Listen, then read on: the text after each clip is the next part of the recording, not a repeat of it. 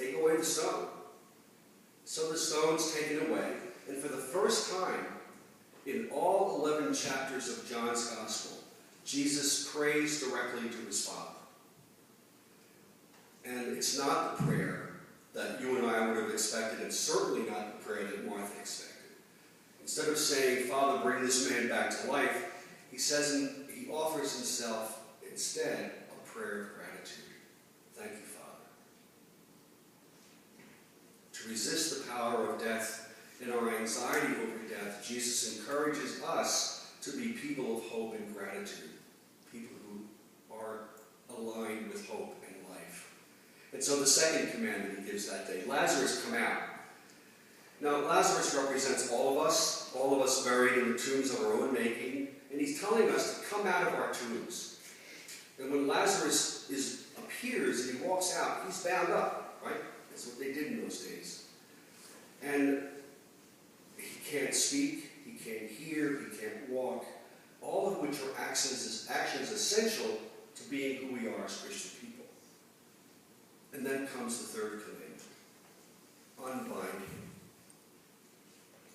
And you know, we don't know what happens after that. The gospel story stops there. We don't know what they did. So in a sense, Lazarus is still standing at the tomb waiting for us.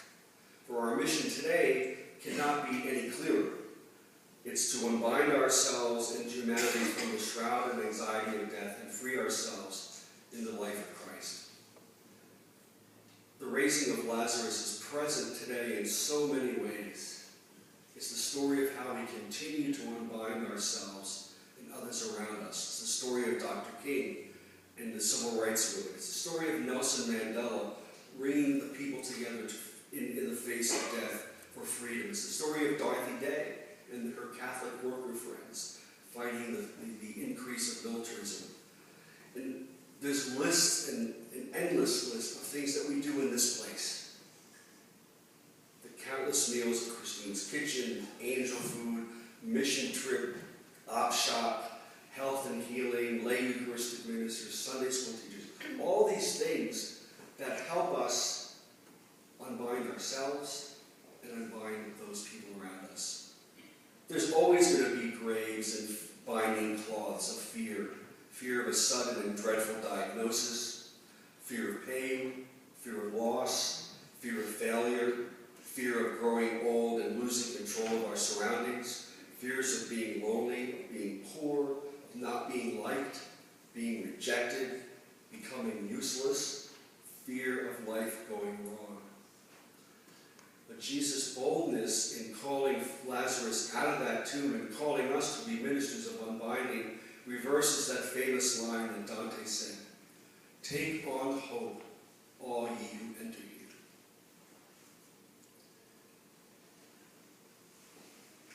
Back in the day, in the 1980s, when I was functioning as a Roman priest and Franciscan, I was working at Covenant House in the city. And I got an offer to be part of a retreat team. It was a group of laymen from Poughkeepsie who were employees of IBM. And on the weekends they did these retreats along with some other friars. And I was invited, I don't know how I actually wound up doing this, but I was there. And they were promoting this concept of a retreat called Inmates Encounter Christ. Now, I had done retreats for kids, retreats for adults, everybody in between, but never in a prison. And didn't think much of it until I heard what prison it was going to be. And it was a maximum security prison up in Poughkeepsie named Greenhaven. This was really hardcore stuff. Honestly, I was pretty terrified. Just getting inside the place where the retreat was going to be held took a half an hour. Going through doors and gates and more security checks. My anxiety was going up, and it really caused me to be quite sober. Really sobered me up. So the 2.5 days were filled with activities similar to any intense retreat weekend. I focused on the testimonies of the participants of the inmates, listened to their stories, heard stories of transformation and the power and grace of Jesus Christ. The trouble is, I was really skeptical. there was a part of me that didn't believe what I was hearing. I thought these guys were at the retreat just to get out of the prison population for a weekend. So I kind of savored my spiritual arrogance until Sunday. Sunday was the last day, the day of reconciliation, and prior to the final service, we were going to celebrate the sacrament of reconciliation, confession. My reaction was unexpected. I was really scared. What would I hear? What could I possibly say back? Could I believe an inmate who was truly repentant, and so in the place of Christ as his priest, be vehicle of forgiveness of the church? What kind of penance do you give somebody for murder? And can such crimes be forgiven? These are things that were running through my heart and mind. My concept of access to God couldn't possibly allow someone like him, like those inmates, to be on that same page. If someone had turned so far away from grace, there could be no turning back.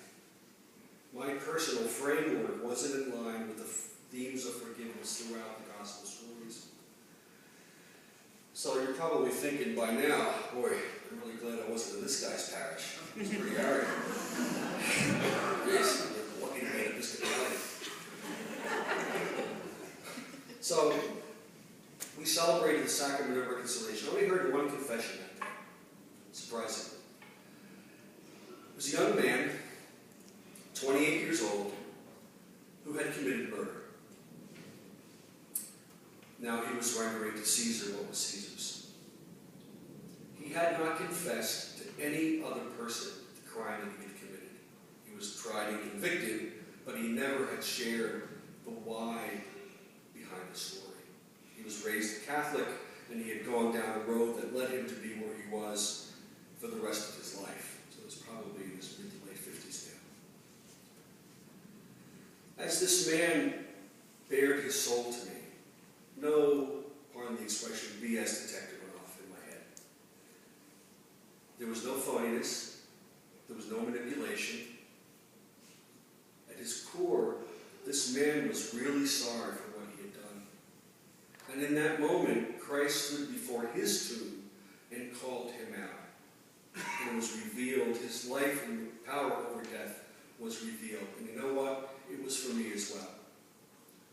As I listened to him, I felt my heart softening up and really saw the power of what Christ can really do for us. We laughed and cried. I shared with him my own skepticism about being in front of someone who had committed such a heinous crime. We closed, and this man's humility and openness impacted me in a way that I'll never, ever forget. And unbinding